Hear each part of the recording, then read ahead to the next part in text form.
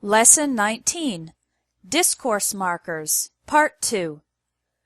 As you learned in the last lesson, discourse markers are linking words that show relationships between ideas or express the speaker's attitude. Today we're going to go into much more detail on how to use them in sentences, since many students know the words but make mistakes with the word order or sentence formation. I've organized the discourse markers into 4 categories: comparing and contrasting, cause and effect, generalizing, specifying, and emphasizing, and expressing attitude. 1. Comparing. To compare two things, use these words: similarly, likewise, as. Similarly and likewise are often used to start a sentence. For example, our sales in Asia are excellent. Similarly, the market in the Middle East has shown strong growth. As is used in the middle of the sentence. The employees in the call center need better training, as do the members of the sales team. To make a contrast, use these words: however, whereas, unlike, differently from. However is usually used at the beginning of a sentence. We lost money in December. However, we made record sales in January. Whereas is used in the middle of a sentence.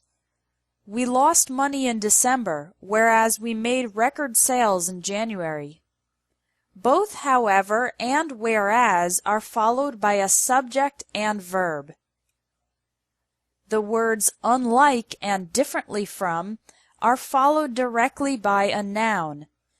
We lost money in December, unlike January when we made record sales, or differently from January when we made record sales.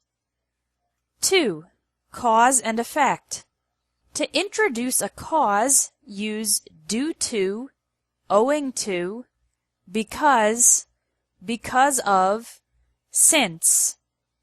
Due to, owing to, and because of are followed by a noun.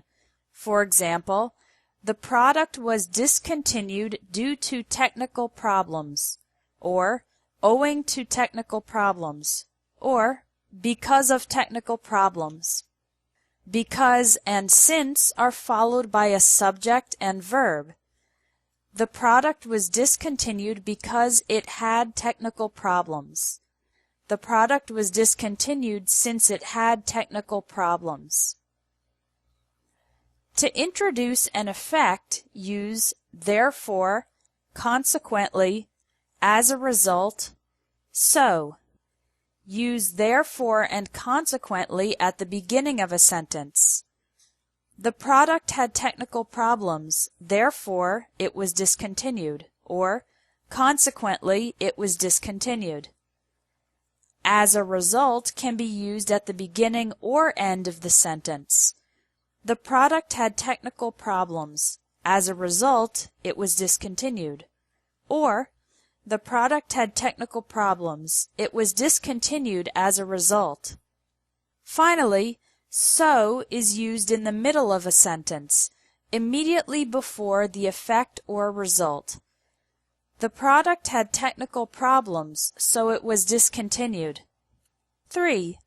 Generalizing, specifying, and emphasizing. Use these phrases to generalize. In general, on the whole, as a rule, overall, for the most part.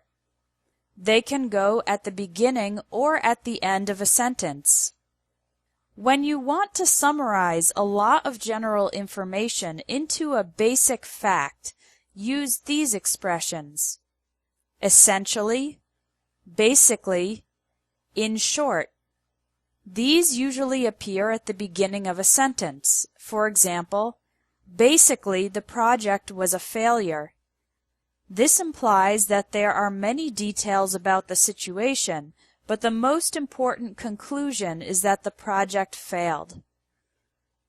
To give a specific example, use for example, for instance, such as, like.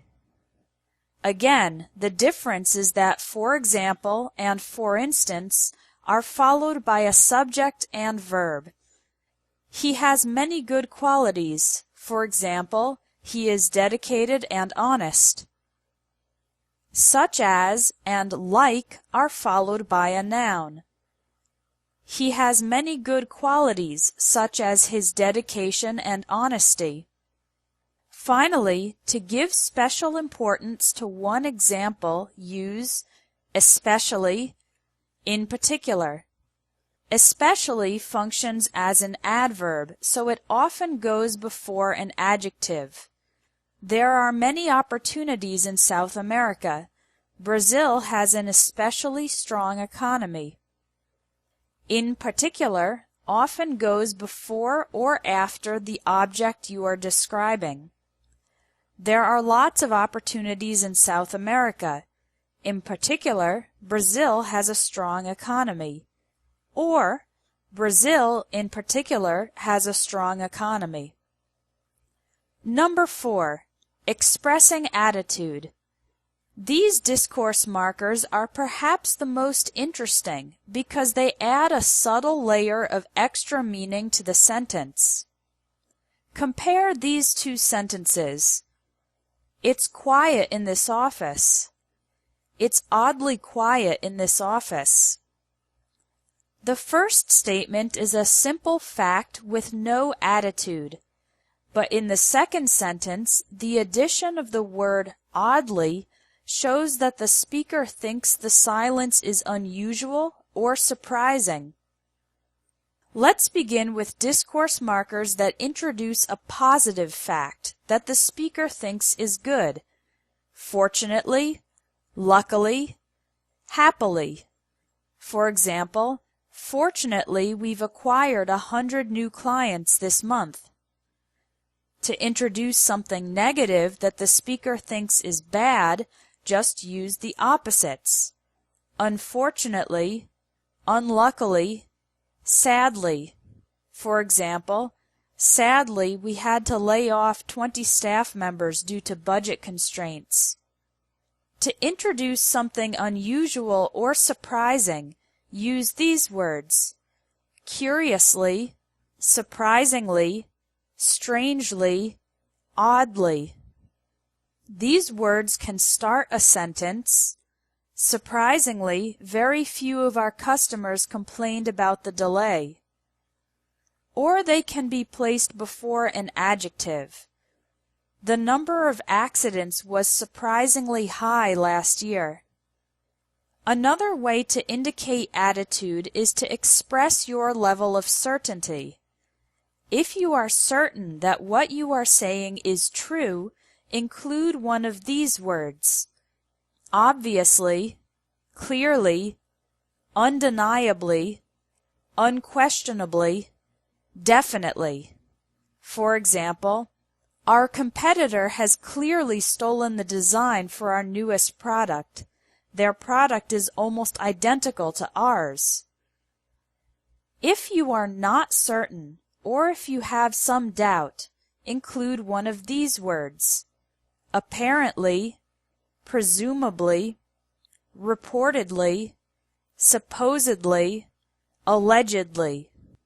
Finally, we have the discourse markers used to introduce an opinion that you believe is true, but that other people might not like to hear. Frankly, honestly, to be honest, personally, I'm sorry but. For example, to be honest, I don't think this new policy will be good for the company. Another way to make a criticism softer or easier for the other person to accept is by using the words kind of, sort of, a bit, rather. For example, frankly, that supplier has been rather unreliable in the past. You've finished lesson 19. There's no quiz, but there is homework. Choose 5 expressions from this lesson and use them each in a sentence. Try to make the sentences true or applicable to your life. Send them to me at help@espressoenglish.net. Log in tomorrow for Lesson 20, Business Idioms Part 2.